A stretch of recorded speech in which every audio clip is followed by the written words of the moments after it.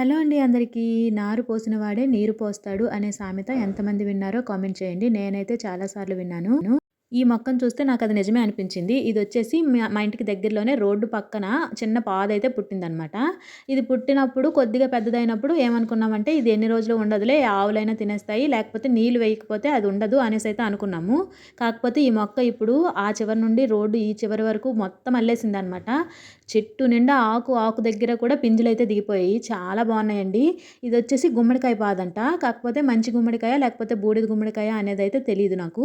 చిన్న చిన్న పింజులున్నాయి. మరి కొంచెం పెద్దవైన తర్వాత ఏదనేది క్లారిటీ వస్తే మళ్ళీ మీకు వీడియోలో షేర్ చేస్తాను.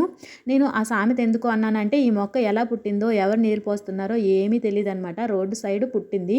కాకపోతే ఇన్ని రోజులైనా సరే నీరు ఎవరు పోయకపోయినా సరే ఇది బ్రతికి ఇంత పెద్ద మొక్క అయ్యి పింజులు కూడా వచ్చి కాయలు కూడా కాస్తున్నాయంటే ఏమనుకోవాలండి.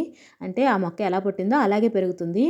అదే గనక మనము ఇంటి దగ్గర ఒక మొక్కని కుండీలో వేసి పెంచాలంటే రోజు దానికి నీళ్ళు పోయాలండి. రోజు నీళ్ళు పోసినా కూడా అది బ్రతుకుతుందని నమ్మకం అయితే ఉండదు. కొన్నైతే బ్రతుకుతాయి, కొన్నైతే అలాగే ఇదైపోతాయి అన్నమాట. కాకపోతే ఈ మొక్కను చూస్తే నాకు అలాగే అనిపించింది. వ్యవసాయం చేసేవాళ్ళు కూడా ఎంత కష్టపడి విత్తనాలు వేసి మొక్కలు పెద్దవయినంత వరకు చాలా జాగ్రత్తగా చూసుకుంటారు.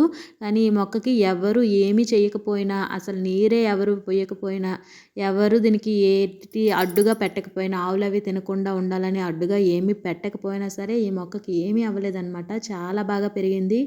ఇంకా పింజులు కూడా దిగాయి. నేను లాస్ట్ వీక్ అమ్మ వాళ్ళ ఇంటికి వెళ్ళి వచ్చేసరికి నేను కుండీల్లో పెంచిన మొక్కలన్నీ కూడా నీళ్ళు లేక ఎండిపోయాయి. ఈ మొక్క మేము వెళ్ళే దారిలో ఉంటుంది అనేసి అయితే అన్నాను కదా. ఈ మొక్కను చూసినప్పుడల్లా నాకు అలాగే అనిపిస్తుంది. నాకు కుండీలో పెంచుకున్న మొక్కలు కూడా ఇలాగే పెరుగుంటే బాగున్ను, అనవసరంగా నీళ్ళు పోయకపోవడం వల్ల చనిపోయాయి అనేసి అయితే చాలా బాధపడ్డాను. సరే మరి ఏం చేస్తాం, అయిపోయింది కాబట్టి దాన్ని ఇంకా వదిలేయడమే.